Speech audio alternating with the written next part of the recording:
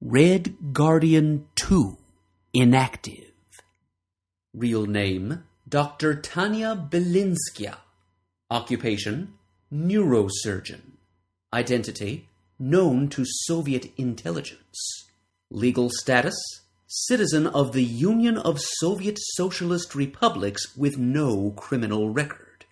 Other aliases, none.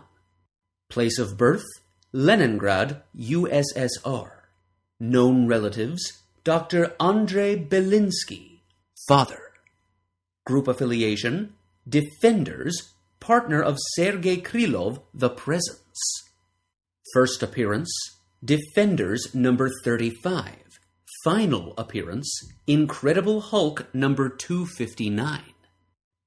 History.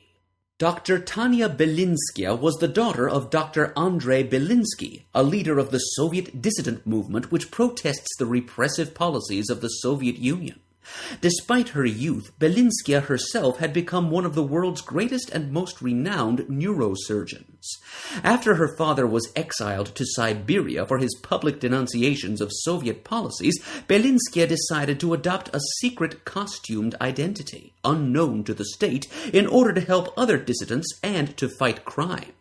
Belinskia took the name of the Red Guardian and modeled her costume after that of the original. She knew that the original Red Guardian had been intended to be the Soviet Union's counterpart to Captain America. She, too, intended to be her own country's version of Captain America, but whereas the original Red Guardian served the policies of the state, she would attempt to uphold the spirit of liberty which Captain America represented and which the Soviet Union suppressed. Belinskia was motivated by a deep love of her native country and a desire to move it towards liberalization. Dr. Stephen Strange obtained permission for Belinskia to come to the United States to perform a complicated operation on Kyle Richmond, who was also known as Nighthawk. After completing the operation, Belinskia went into action in America as the Red Guardian when Richmond was abducted from the hospital by the Plant Man.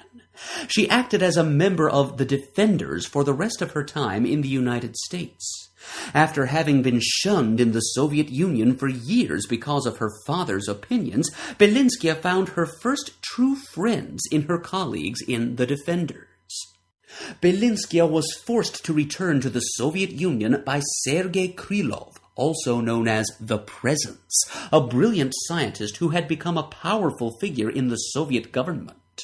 Krylov had selected Belinskia as the woman he believed most worthy to be his mate once he had achieved his goal of transforming himself into a superhuman being. Through exposure to cobalt radiation and a nuclear explosion, Krylov transformed both himself and Belinskia into superhuman beings capable of generating nuclear energy and using it in various ways. Krylov had placed Belinskia's mind under his mental domination. The Defenders battled the Presence and the entranced Red Guardian. Belinskia succeeded in regaining control of her mind during the battle and demanded that Krylov leave her, claiming that he did not truly love her and was trying to force her into his own image. Krylov really did love her, but departed, crushed.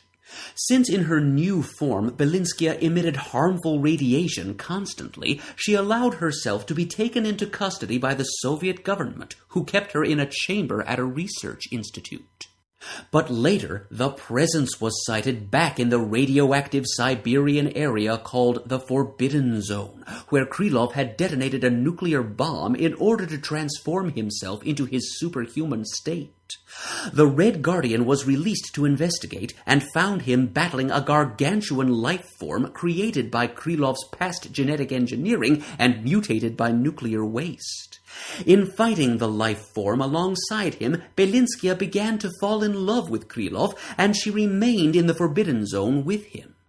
Later, the renegade Soviet scientist Professor Peter Phobos used means of his own to drain energy from the Presence and the Red Guardian in order to extend the Forbidden Zone's radiation over all of the Soviet Union. In order to thwart this plan, the Presence and Red Guardian absorbed the radiation of the Forbidden Zone into themselves.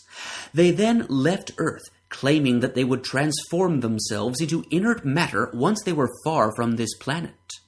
Whether this is truly their final fate remains unknown. Height, 5 feet 9 inches. Weight, 130 pounds. Eyes, blue. Hair, black. Powers. Before her transformation, the second Red Guardian had no superhuman powers. However, she had trained herself to become an Olympic-level athlete with great skill in hand-to-hand combat. After her transformation, the second Red Guardian could psionically generate nuclear energy and utilize it for flight, for projecting energy bolts, and for other unspecified uses. She could not prevent herself from continually generating nuclear radiation at a low level, however. Hence, any unshielded human who was in her presence for an extended period would die of radiation poisoning.